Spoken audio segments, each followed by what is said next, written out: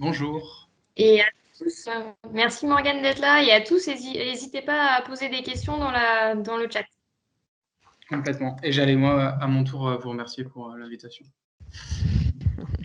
Donc, les remerciements passés, passons donc au projet. Zélie, c'est bien enregistré la présentation? Oui, c'est bon.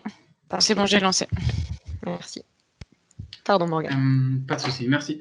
On peut passer à la diapo suivante? Ok, super.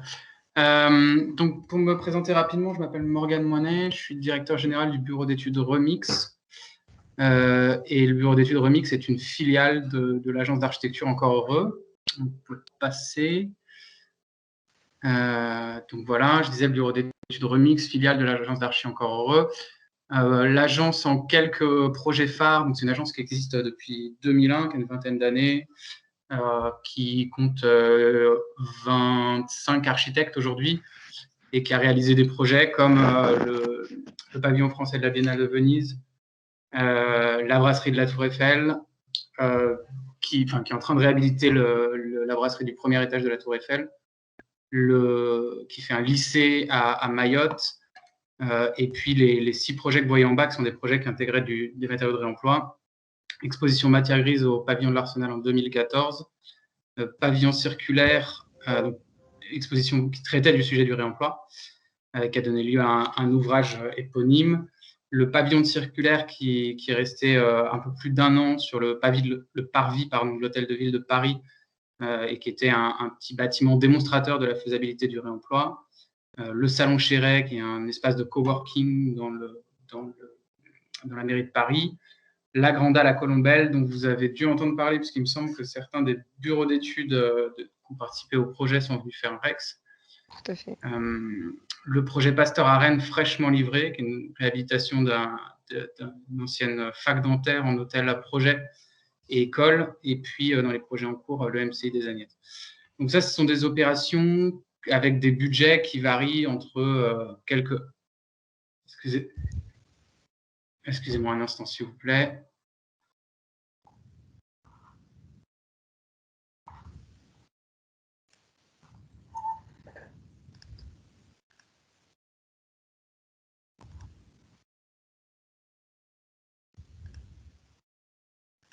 Direct.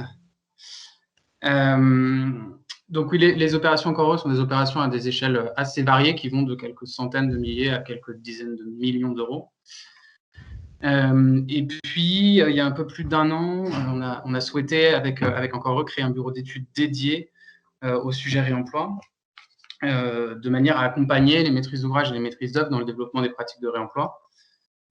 Et donc, on a créé Remix, et les opérations en cours de Remix, on a une opération avec Gessina de réhabilitation de bureaux sur l'île aux Capucines.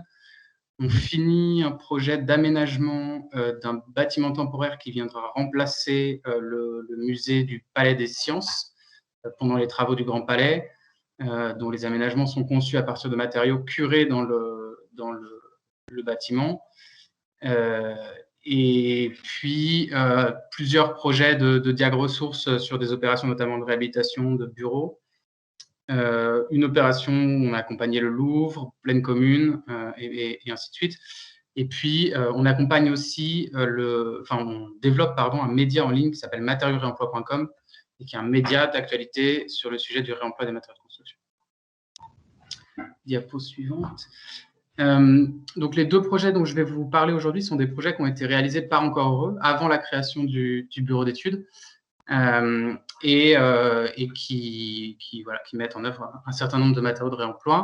Donc, le premier, c'est la Maison du Projet Morland, qui est un petit bâtiment temporaire que vous voyez au premier plan sur cette image, qui a été conçu et réalisé avec des matériaux de réemploi issus du curage du bâtiment qui se trouve juste derrière, qui était l'ancienne préfecture de Morland, préfecture de police de la ville de Paris. Et à la suite d'un diagnostic ressources dans ce bâtiment qui faisait environ 40 000 m², il a été fait une liste de matériaux présentant un potentiel de réemploi, et le nouveau bâtiment a été conçu et construit à partir de ces matériaux. Donc, on a un petit schéma ici qui montre un peu le principe du diagnostic dans le bâtiment de la préfecture, puis un catalogue de matériaux qui comporte notamment des menuiseries, des luminaires ou des radiateurs. et qui vient ensuite donner ce petit bâtiment. Passer. Donc, un des enjeux, bien sûr, sur la conception et la fabrication de ce bâtiment qui se trouve sur le site même du bâtiment curé, sont les questions liées à la logistique et au stockage des matériaux. Donc là, on a des images du stockage des menuiseries qui vont venir constituer la nouvelle façade du bâtiment, enfin la façade du nouveau bâtiment. Suivant. Même sujet pour le stockage des radiateurs en fonte. Et puis, quand on regarde un peu ensuite les aménagements intérieurs, vous avez cet espace dont l'ensemble des façades sont réalisées avec des menuiseries issues du réemploi, l'ensemble des éléments de chauffage, une partie assez importante des éléments de luminaire, et puis certains des éléments de mobilier. Et voilà, vous avez là la façade qui est entièrement réalisée avec les menuiseries du bâtiment qui se trouvent derrière et qui est dont la réhabilitation est bien avancée maintenant, mais qui est en cours de curage. Et il se trouve également que ce bâtiment a été conçu pour pouvoir être démonté et qu'il arrive bientôt à la fin de sa première vie, donc il va être bientôt démonté. Et le Emmerich, le promoteur, cherche des repreneurs potentiels pour ce bâtiment. Et quelle avait été la destination initiale de ce bâtiment? Enfin, il avait été fait pour une raison particulière par rapport au projet? Oui. Effectivement, j'ai oublié peut-être de commencer par le début, le programme. C'est un bâtiment qui avait pour objectif d'être un pavillon d'accueil des futurs acheteurs de certains des espaces dans le bâtiment à réhabiliter. Et c'est également, ça a été un lieu d'exposition et un lieu de préfiguration de certains des futurs usages, notamment d'une galerie dans le futur projet. D'accord. Est-ce qu'à ce stade, vous avez des questions? Je vois Morgane qu'après, c'est un deuxième projet. Donc, est-ce que vous avez déjà des premières questions sur ce premier projet?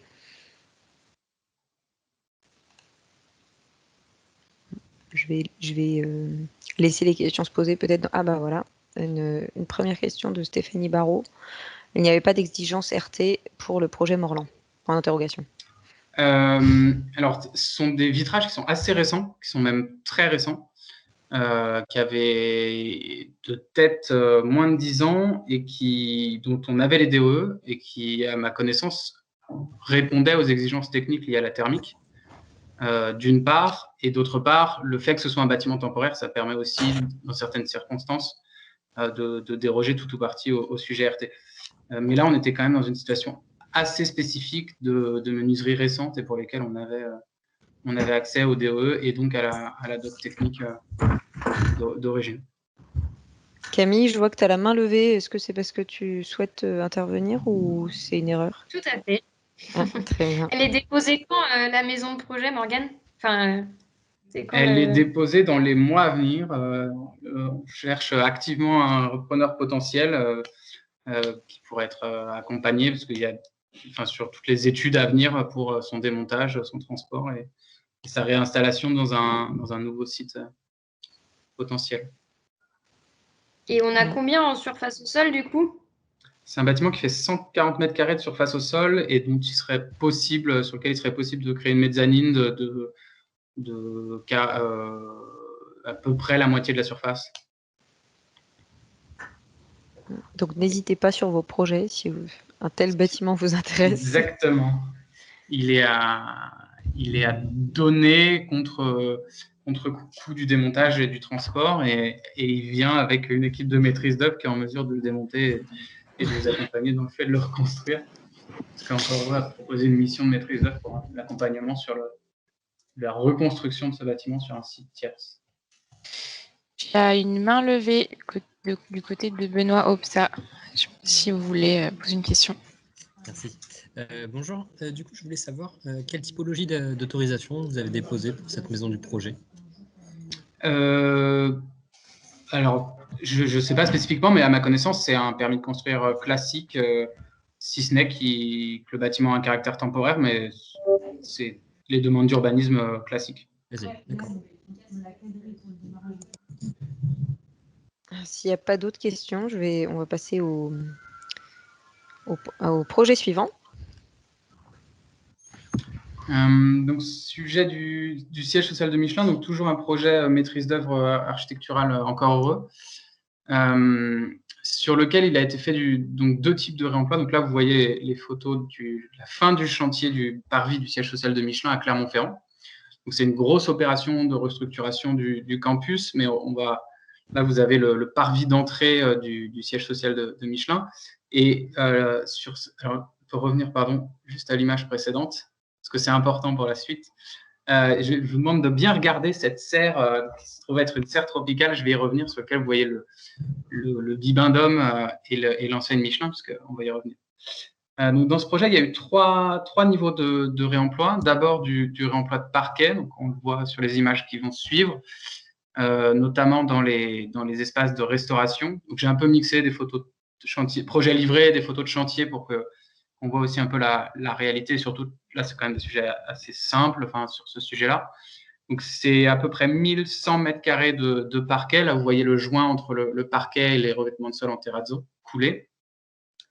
Donc à peu près 1000 mètres carrés de parquet, qui est du parquet en chêne des années 50 et qui a été acheté chez un fournisseur qui s'appelle Architecture Matériaux Authentiques et qui est un fournisseur un peu spécialisé dans la vente de matériaux de réemploi, disons à caractère patrimonial ou ancien.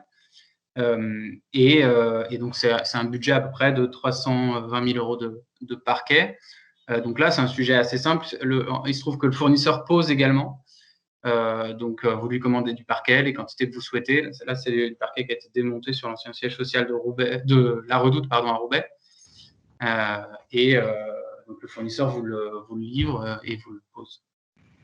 Pas de grande complexité technique. On peut passer les images.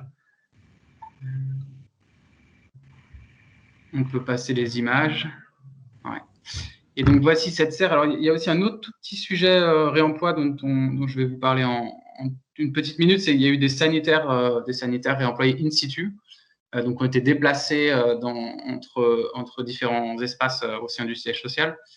Donc ça, pas de sujet spécifique en termes de fourniture, une économie assez substantielle, une petite dizaine de milliers d'euros. Les sanitaires étaient chiffrés en neuf, ils ont été réemployés, donc il n'y a pas eu besoin de les acheter. Donc une particularité de ce siège social de Michelin, c'est cette serre tropicale qui était une des volontés des dirigeants historiques de Michelin, que de pouvoir permettre à leurs ouvriers de voir les arbres à caoutchouc dans un cadre, enfin en tout cas de voir et de toucher des arbres à caoutchouc. Il y a une époque où les EVA servaient encore à produire du caoutchouc. Et dans le cadre de la réhabilitation, il y a une problématique qui se pose avec cette serre, c'est qu'elle est mal aérée. Les vitrages ont tendance à condenser trop. Et en fait, la plupart du temps, de l'extérieur, l'intérieur de la serre n'est pas visible. Donc, il est décidé de changer les vitrages pour passer sur des vitrages plus performants de ce point de vue-là. On peut passer.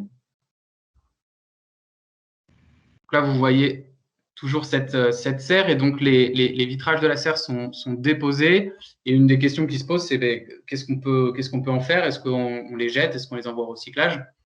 Et là, une discussion se lance entre les architectes d'Encore Heureux, notamment Nicolas Delon, qui pousse l'idée de leur trouver une destination au réemploi dans le cadre du projet.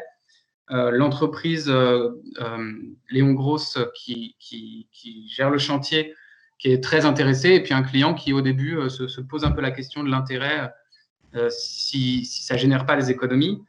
Et l'idée arrive rapidement de réemployer ces vitrages pour faire du cloisonnement intérieur de bureaux, en ayant en tête d'avoir une logique qui permette de rester à isocoup, donc de remplacer des cloisonnements amovibles de bureaux avec un cadre alu par ces cloisonnements qui ont été réalisés avec des cadres en hêtre et en restant à isocoup. On peut passer l'image. Donc, un des sujets, bien sûr, est lié au démontage de ces vitrages. À leur transport, ils sont assez lourds. Donc, ils ont été démontés par la société qui posait les nouveaux vitrages sur la serre. Puis, ils ont été ensuite transportés par une société qui s'appelle Bovis, qui est une société spécialisée dans le déménagement des éléments lourds et fragiles, ou fragiles. Et ensuite, c'est le menuisier qui avait le marché de menuiserie d'aménagement intérieur des bureaux, qui a géré la conception d'un cadre d'abord, puis le montage du vitrage dans le cadre, et après son parclosage. Donc, on a une menuiserie sur mesure, sur site, mais sans redécoupe des vitrages. Passer. Vous voyez là un peu les détails d'assemblage du cadre menuisier. Quelques images du chantier. Du coup, ça veut dire, Morgane, pardon, je Oui. me permets de prendre la main pour poser les questions. Ça veut dire que c'est les cloisons qui ont été adaptées, enfin tout ce qui était habillage BA13 ou habillage de cloison qui ont été adaptés aux dimensions des vitrages existants. C'est ça? Alors, le dessin des façades intérieures ont été réalisés sur la base des dimensions des vitrages, effectivement. Mais c'est de la réhabilitation, c'était des plateaux de bureaux nus. Donc, effectivement, le dessin a été adapté au vitrage, mais on est dans quelque chose qui est quand même très similaire en termes de dimension à des vitrages, enfin des cloisons de bureaux neufs. Mais effectivement, il y a une adaptation du projet. Donc là, en termes de coût, c'est à peu près 16 000 euros d'investissement sur ce sujet-là, principalement lié au démontage finalement. Et c'est à peu près le budget qui aurait été alloué pour un équivalent neuf. On est sur de tête à peu près 150 mètres carrés de cloison vitrée, de surface vitrée. Et voilà, les performances, pardon, vas-y Camille. Le 16K, enfin les 16 000, Morgane, sur la partie démontage, c'est du coup le surcoût relatif vraiment à la dépose soignée, etc. Non, c'est le coût total de l'opération pour le réemploi de ces vitrages. Et sachant qu'une partie assez importante, la plus grosse partie, est liée au démontage et à la manutention finalement. Sur des sujets comme ça, en général, le démontage est destructif. Et là, il a fallu démonter les capots serreurs parce que c'était des montages sur cadre, des montages menuisés. Donc, il a fallu démonter proprement les menuiseries, ventouser les vitrages, les manutentionner jusqu'au sol, puis du sol aux étages, sachant que la décision a été prise à des phases assez avancées du chantier où il n'était plus possible de gruter les vitrages dans les nouveaux espaces. Il a fallu les monter par des escaliers neufs et déjà aménagés, donc un soin particulier. Et tout ça qui nécessitait l'intervention d'une entreprise, en l'occurrence Bovis, qui est un peu spécialisée sur la manutention d'éléments fragiles ou en contexte complexe. Ils font beaucoup de manutention pour les musées, notamment. Donc voilà. Je reviens sur deux questions. Oui, vas-y. J'arrête d'être prêt avec mes questions. Est-ce qu'il y a eu de la perte, Morgane? Et quand tu parles aussi d'équivalent à l'achat, du coup, c'était l'équivalent aux 150 mètres carrés, c'est ça, d'achat de cloisons neuves, c'est ça? Tout à fait. Et de la casse, je ne sais pas précisément, mais de tête, il n'y en a pas eu beaucoup. Et le sujet aussi, c'est que pour le coup, la ressource était plus importante que le besoin. Donc, il en a été donné ou vendu, peut-être donné, il me semble, quelques vitres qui restaient aussi. Mais pour le coup, oui, la ressource était plus conséquente que le besoin du projet.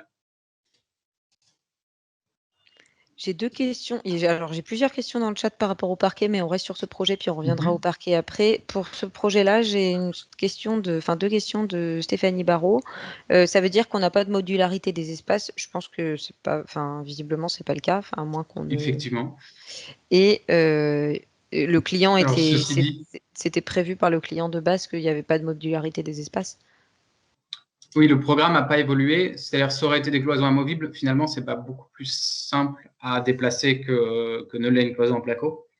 Et effectivement, si ça a été réalisé de cette manière-là, c'est que ça répondait au cahier des charges. C'est une surface de bureau qui est quand même relativement peu importante par rapport à l'ensemble des surfaces du siège et sur lesquelles il n'y a pas de nécessité effectivement de modularité. D'accord. On a quand même le commentaire que le résultat est très quali. Et, je ferai passer au chef de projet. Et il y a une question sur est-ce qu'il y avait des sujets de joints amiantés? Non, il n'y avait pas de sujet de joints amiantés. Et nous, on fait partie de l'école qui dit si amiante, traitement de déchets tout de suite. Même chose pour le plomb. Certaines personnes se posent la question de dépolluer pour réemployer. On considère que les gisements sont tellement importants les gisements non pollués sont tellement importants que c'est pas forcément nécessaire d'aller se compliquer la vie à s'intéresser à des gisements Donc les gisements non pollués sont tellement importants, qu'il n'est pas forcément nécessaire d'aller s'intéresser à des gisements pollués, avec toute la complexité qui va avec, et surtout avec les risques, parce que le vrai sujet, c'est ça, c'est les risques pour l'environnement, pour les opérateurs, pour les futurs occupants. Donc là-dessus, non, pas de sujet d'amiance. Très bien, merci. Il reste encore des diapositives. C'est le résultat final, du coup, j'imagine. Voilà, c'est l'espace d'entrée du siège Michelin, et je crois qu'on a fait le tour.